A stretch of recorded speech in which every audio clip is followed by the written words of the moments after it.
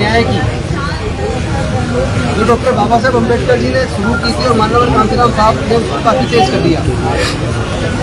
और उसके बाद जो युवा साथी हमारे भाई चंद्रशेखर जी है, विनय रतन जी है, आर्य जी है, निगम साहब है, पुष्पांकर जी, सब लोग और आप सब लोग, हम सब लोगों ने जो एकजुटता के साथ पूरे देश के अंदर सामाजिक न्याय की इस लड़ाई को प्रजातांत्रिक तरीके से, हिंसात्मक तरीके से जिस तरीके से मजबूत किया है, इससे जो जातिवादी और विषमता और अन्याय पर आधारित सोच रखने वाले लोग बौखला गए। और ये इस तरह के हमले हो सकता है भविष्य में हमारे ऊपर और भी हो। आपको सबको पता है, कभी हमारी गर्दन काटने में वो इनाम रखते हैं, कभी हमारे किसी और भाई के पे इनाम रखते हैं। तो ये हमें उकसाने की कार्रवाई है और वो इसलिए कर रहे हैं क्योंकि वो घबरा गए। लेकिन हमें किसी को उनके उकसावे में नहीं आना। डॉक्टर बाबा साहेब अम्बेडकर जी ने हमें 3500 साल की गुलामी तोड़ने के लिए इस लड़ाई को कभी औजार हथियार से नहीं लड़ा, क्योंकि ये लड़ाई विचारधारा की है, औजार हथियार की लड़ाई नहीं है। उन्होंने बुद्धि और विवेक से, कलम से, अपनी काबिलियत से इस लड़ाई को लड़के सफलता अर्जित की है। हमें इस लड़ाई को अंजाम तक पहुंचाना है। माननीय कांतिराम साहब ने भी कभी औजार हाथ में नहीं लिया। औजार हाथ में लिया तो वोट का। आपको भी वोट के हथियार को औजार में इस्तेमाल करना है और समाज को एकजुट करके अपने समाज को ताकतवर बनाओ।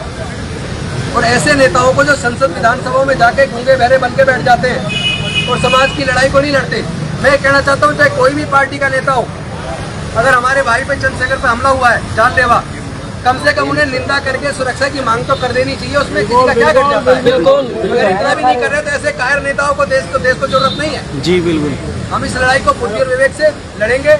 आप किसी उकसावे में ना आए। अगर इस तरह के हमले करके वो हमें उकसाना चाहते हैं कि हम लोग भी उन्हीं की तरह औजार हथियार हाथ में उठाए, तो मेरा निवेदन है, कोई भी व्यक्ति औजार हथियार हाथ में उठाने की बात ना करे, लड़ाई को फिजिकल लड़ाई की बात ना करे।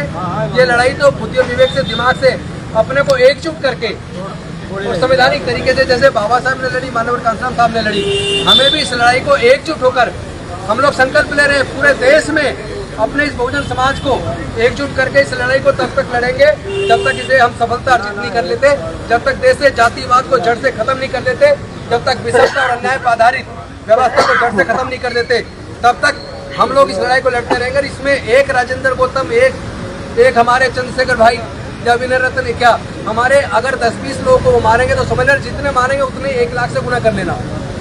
अगर 10 मारे तो 10 लाख, 10 लाख चंद्रशेखर, 10 लाख राजेंद्र गौतम पैदा हो जाएंगे।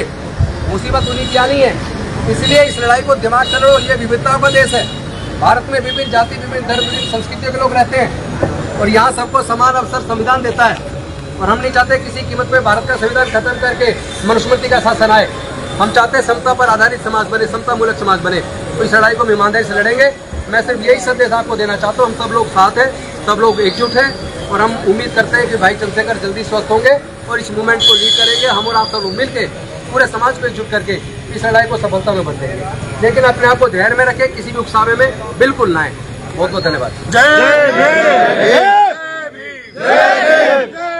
जय